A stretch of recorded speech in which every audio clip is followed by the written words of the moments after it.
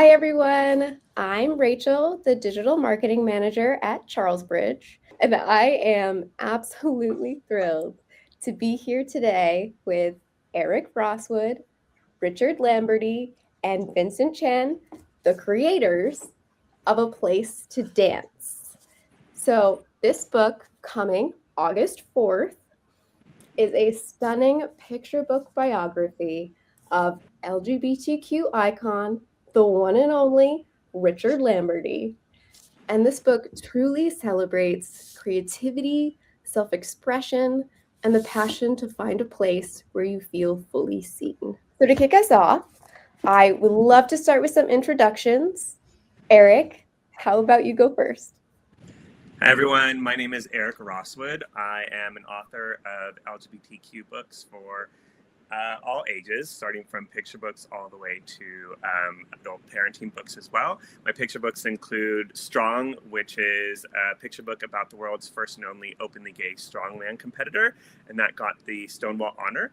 And my follow-up picture book that I'm working with Richard and Vincent on is A Place to Dance. We're very excited for that one. Thank you so much. Richard, would you like to go next? Hi, I'm Richard Lamberty. I am a retired world champion ballroom dancer. I danced both in the mainstream world with a female partner and the same-sex world with a male partner. I'm also a retired congressional award-winning software designer. And dance became my life really early on, and it is still a part of my life. And I am absolutely overwhelmed and delighted that this is being done. And I can't even begin to say thank you to all of you for doing it. Wonderful. And Vincent. Hi, everyone. My name is Vincent Chen. I am an author and illustrator. I have also worked on a book, Hot Pot Night, which is also published by Charlesbridge. I also work as a background painter in 2D animation. And yeah, happy to be here. Okay, I have to say, I was so excited the second I heard that this book was going to be on our list. And I wasn't the only one, everyone in the office was. But with fabulous reviews already coming in, including a starred review from School Library Journal, this book already seems to be getting so much love and praise. I can't wait to dive into these questions and learn more. So we're going to start. Eric and Richard, what inspired this story? What was the origin? So dances had a special place in my life. I actually met my husband in a salsa dance class, and we went on to compete at a competition called April Follies, which was the longest running and largest same-gender ballroom dance competition in North America.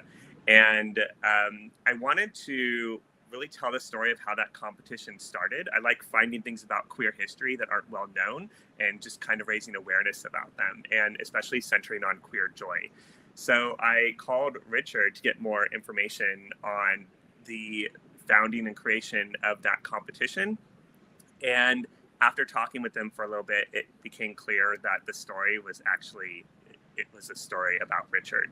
So the story follows Richard and all the way up to how he helped co-found April Follies. That's very cool. I love hearing just the backstory and the salsa dancing. Richard, how did you feel when you found out that the book was really gonna center you? When Eric contacted me, I vaguely knew who he was.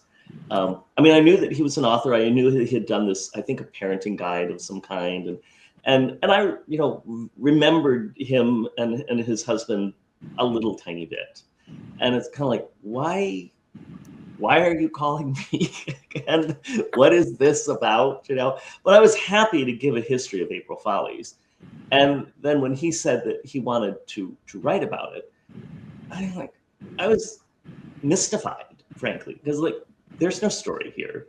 That was, there's no story here. But then he kept asking questions and kept telling me things about what he was hearing me say. And I started to believe that maybe this very talented man could, somehow turn this into something real. And I mean, it went through a lot of drafts. And when it finally became, this is the story of April Follies, it's just still so overwhelming. I never set out to do this, but I know that April Follies became this thing in and of itself that was so important to so many people. Truly a place to dance with the person you love for so many people. And, you know, I was saying last night, I created it for me because I needed a place to dance. But so many other people did too. And the only way to truly enjoy that dancing is with a community. So it had to be for a community. And Eric took that story and turned it into something truly amazing. You know, I'm just Thank you. it's incredible. I can tell that's quite emotional. Yeah. You two must have had so many conversations just back and forths. Eric, was there anything that surprised you the most from what you learned about Richard's background? So with ballroom dancing, each gender, in traditional ballroom dancing, each gender has a very specific role. Men are supposed to be leaders, women are supposed to be followers. Men have to do certain dance moves and women have to do certain dance moves. And men have to wear certain outfits and women have to wear certain outfits. And everything is very binary. And no one was really supposed to dance with the same gender. So what really surprised me when listening to Richard's story was when he found someone to dance with, when he was dancing with Tom, when they were practicing for the competition, they actually had to do it in secret. So they had to dance at the studio after hours when everything is closed, no one is around, and the whole practicing thing was very underground. And that whole piece of information was very interesting to me, how we can't dance freely as a community out in the open. We have to be in private. Things have changed a little bit. I mean, they're not perfect, but they've gotten better. That whole underground side was very, very interesting to me. Surprising. I mean, it was just a part of this, what happened, that we had no choice in the matter. If we wanted to do this, it had to be late at night. It had to be not in front of people. Because even in San Francisco, even at this very accepting environment, that was too much for them. So when the place is closed and no one else is around is when we could be on the floor. And people were nervous. Like if it was found out that they were dancing with someone of the same gender, instructors could lose their jobs. They had the fear of losing their jobs. They had the fear of not being able to train or practice at certain studios. So that's why everything was very underground. And we couldn't get instructors for ourselves. We were very limited in who would work with us at the time. People that both of us had worked with and been very successful working with refused to teach us. Before Tom, I asked many people who were more ballroom oriented. Tom was a world champion in theater arts dancing and had done some ballroom in the past, but he wasn't current with it. But none of the ballroom guys were willing to even remotely consider. It was like that was their livelihood, and they felt like even the whiff of it getting out would ruin their career. Tom, had an independent career. He was not reliant on that same system, and so he was more willing to consider the idea. And for him, it was again an opportunity to get back into a form of dancing he hadn't done in a long time. And then for me to work with him meant that I was going to be learning new things that I had never done, because I was not a performer. But to be with Tom, you're going to perform whether you like it or not. So it was an amazing partnership, but it had to still be done in private. And Tom is featured in the book, right? Yeah. Have you told him about this? How does he feel? Oh, yeah. I told him long ago, and he was very excited. He has gone on. He still occasionally does some things with dance, but he's thrilled. You know, I mean, he's going to get his copies of the book, and it's just amazing. Yeah. I love that. I love it. I'm going to shift gears here a little bit. Vincent, what first caught your interest when illustrating the story? Well, I remember distinctly getting the email asking if I was interested in this project, and just like off the first few sentences, I was like, oh, like absolutely, I would love to do this, like to illustrate for such an important story, like finding this space for queer people. I'm always happy to help, like tell stories for queer stories. Yeah, it was just immediately like I would love to do it, and yeah. The story would not be what it is without Vincent's amazing artwork. It's fantastic. Thank you. I mean, look at this. The movement. It's incredible. So you do have, I mean, this entire book is just incredible, and the illustrations themselves just, they're outstanding. Thank you. Do you have a favorite or one that you're most proud of?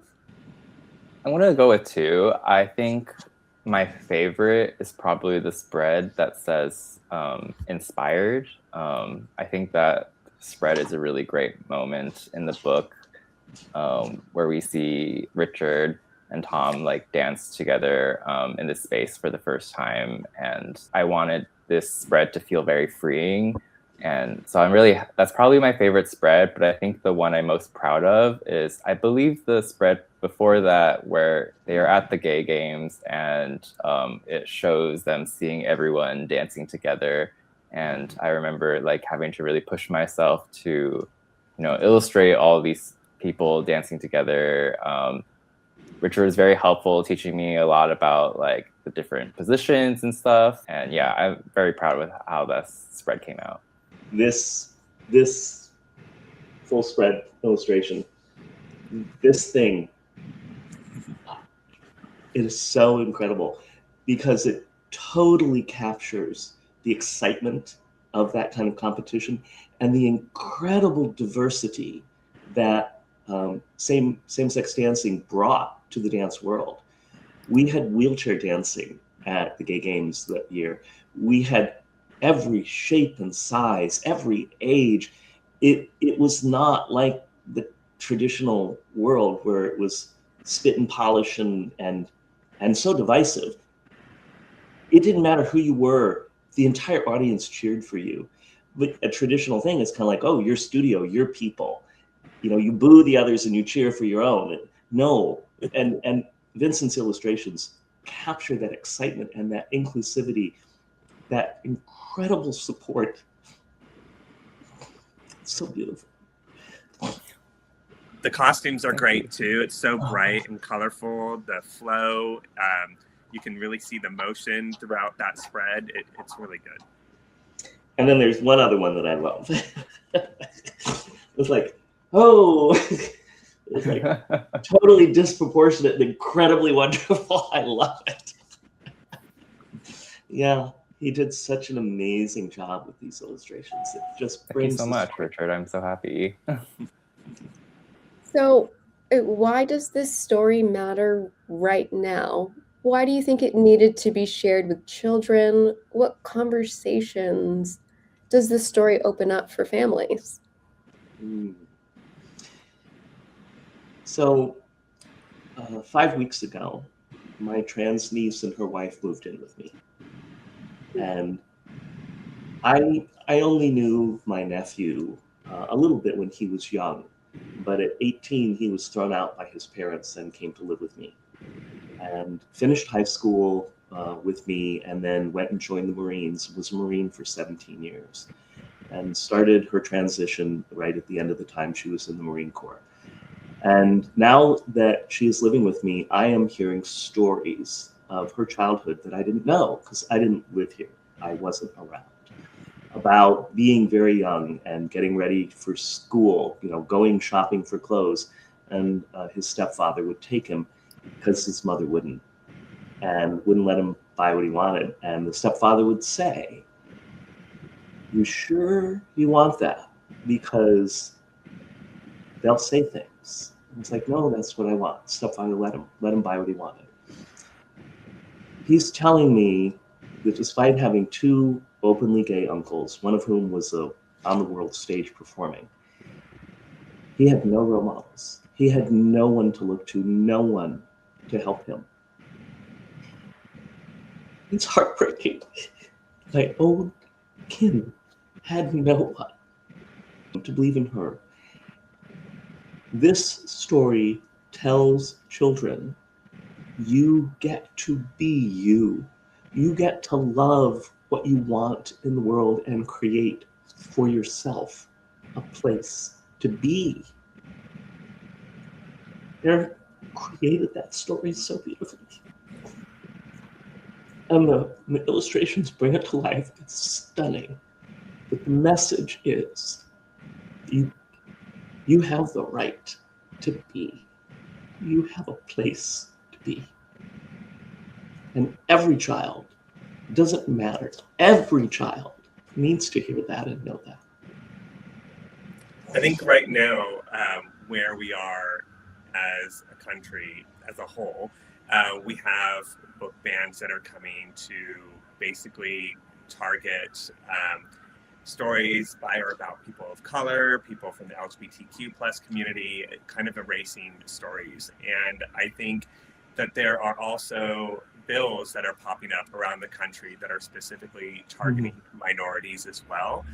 And a lot of people are either living in fear or feeling like they're being othered. And I think one of the things that is really powerful is the power of story, and to let people know that there are other people out there like them, that they have a place where they can be seen. One of the themes of the story is the difference between fitting and truly belonging. And a lot of times with people in our community, we do fit in, but we don't feel like we truly belong. And what's special about this is, you can find those places where you truly belong and you can be yourself and be freely who you are. But if you can't find it, you can create it yourself. So you have the power and the ability to go and create your own space of belonging. And I think that's a message that really resonates with the LGBTQ plus community, because oftentimes we do.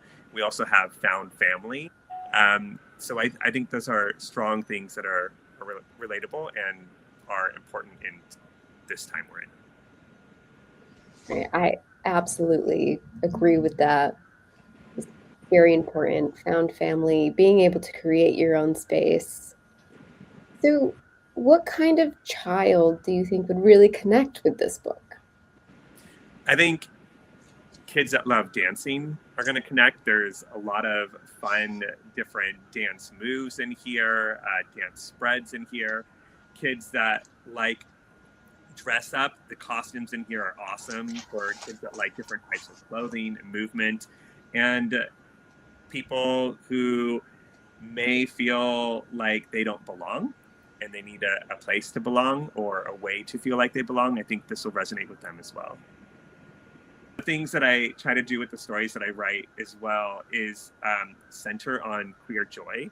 There's so many stories out there, if you listen to the news, about hardship or people who come out and are, disowned by their family or have a hard time in school with bullying. And you can hear those messages everywhere, the hardships. But what's really hard to find, it's slowly getting better. But I think we need more stories that focus on queer joy, that show that people can be open about who they are and they can thrive in life and they can be happy.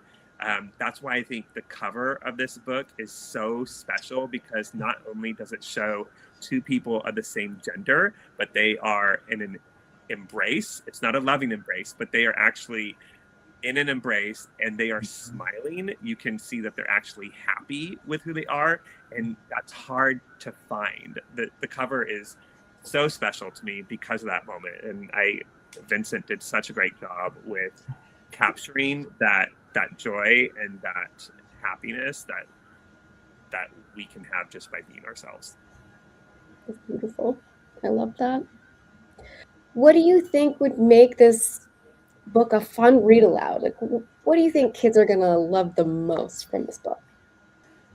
I think in the read aloud there are spots where it talks about the different types of dancing, and there are metaphors and similes going on where they talk about how in one dance the movement is like a paper airplane, and another dance there's a movement where they leap across like gazelles. And I think what would be a lot of fun is while this is being read aloud to kind of like do those movements to kind of make the audience smile, or the people who are listening to the story smile and get the joy in there. And there's also a line that's used over and over that is, this is what made Richard happy. And I think it's a clapback to a lot of the comments that are made that somebody is not doing something the right way, or the way that they perceive somebody should be doing. Like, you're not dancing the right way, you're not walking the right way, you're not doing this the right way. And it's like, well, this is my way, and this is what makes me happy. So I think that can be a fun thing to say that can make people smile as well. The children that I remember and see even now in the grocery store, they just love to move. They just dance already. And so in a reading, inviting children to get up and participate, to dance for themselves and show who they are and what their dancing is, would be an amazing opportunity to affirm for them that there's no right and wrong. There's just you getting to be you, doing what you love. And the book is full of moments of opportunity like that, where, as the reader, you could show something or invite the children to participate. And it's not just sit down in a story or in a corner and hear the story. This is a story that begs for involvement in some way. And so I'm looking forward to the opportunity to invite children to participate in the reading, not just sit back and hear. This kind of leads in a little bit to my next question. What do you want them to take away from this story? Be inspired. Be inspired. There's that spread right there. It tells you what it's for. Be inspired in your own life. Create your place, whatever that is for. It's for you. I think the difference between fitting in and belonging, like we said before, and the ability to create your own sense of belonging, but also to echo what Richard is saying, that sense to like march to your own drum and to do what makes you happy and do things the way that makes you happy. And you may not be doing it like everybody else, but that doesn't mean that it's less than. So before I wrap things up here, I just want to throw it out there. If any of you have closing remarks for our viewers, any future readers out there. Read lots, read always. Reading is a doorway to so many worlds. And giving that to children as a thing to love. Love reading, love learning from books, love experiencing a world that you're not a part of through that lens. Reading itself is special. And so, yes, please read this book. But just read, take up reading. I think also to be supportive of diverse stories as well, stories that show different kinds of people that are not like you, I think is very special and important for especially younger readers to be able to be exposed to people who are different, things that are different, and just it's eye-opening. So to support diverse books, diverse readers, and